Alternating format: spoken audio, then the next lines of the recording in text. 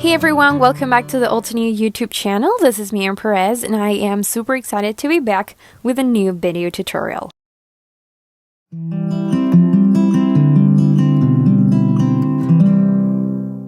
In today's video, we're going to be creating a layout, and I'm going to be working with a beautiful Courageous You stamp set that you can see here on the screen. The 6x8 stamp set is part of the new July 2020 release, and it features a huge floral outline image, great for coloring techniques, and also 12 inspiring sentiments. There is also a coordinating die set available, which I don't have right now, but I put an image here on the screen so you guys can see it. In addition, this time we also have a super fun coloring stencil. This stencil will provide a base for adding color to the images in the stamp set and will help you make your coloring process much easier and faster. Alright, let's get started.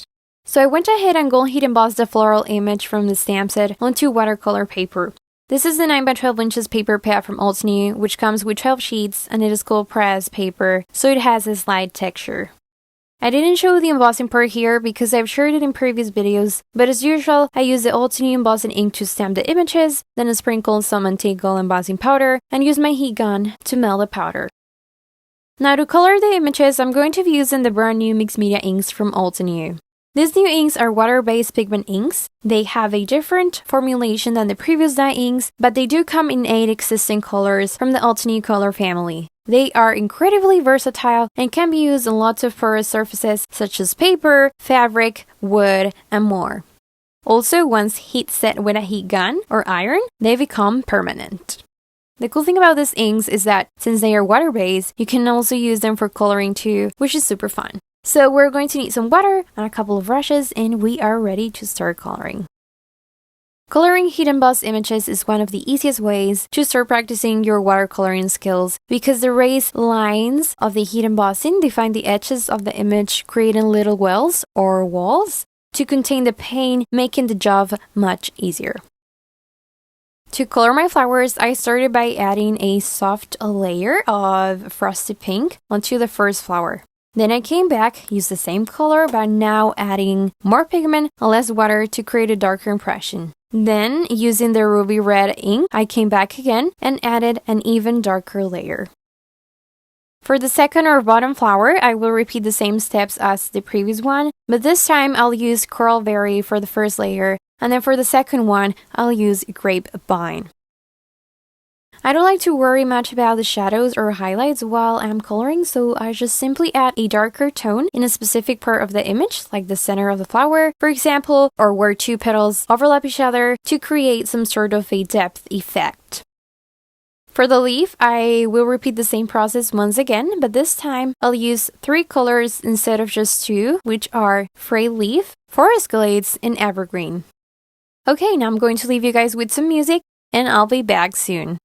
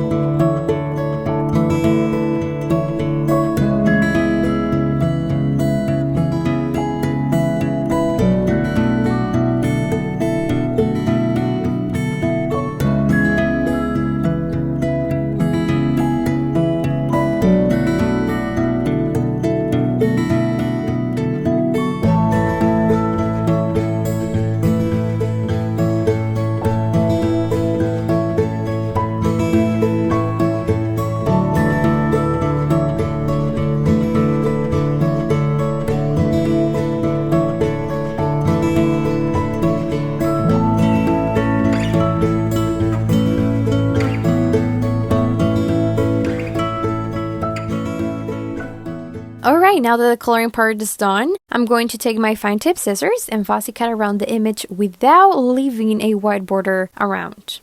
This process takes a little bit of time since it is an intricate image, but it is totally worth it. By the way, if you have the coordinating die set, you can use it for this part if you want to.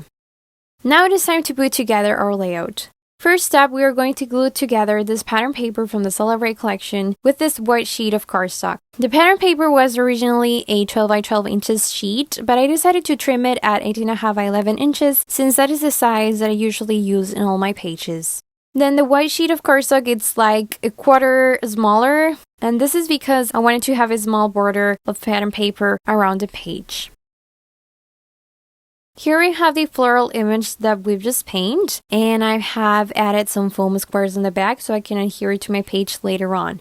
Next up are some leaves that I heat embossed out of camera onto vellum paper from the same floral image. Following up, I have some extra leaves from the Celebrate Ephemera pack. And then here we have my photo, title, and journaling as well.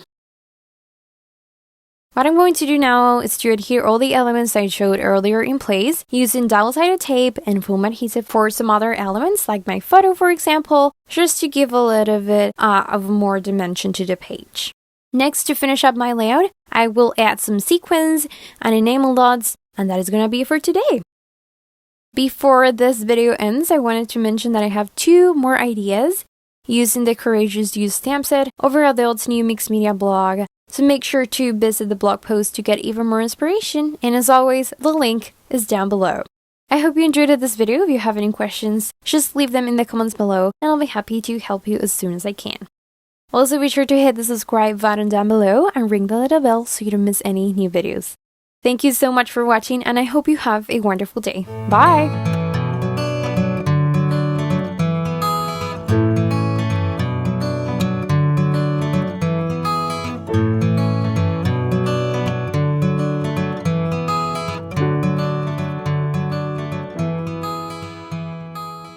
Hello crafters, I hope you enjoyed that video. If you want to see more, don't forget to subscribe to our YouTube channel and hit the notification bell so you don't miss anything. Thanks for watching!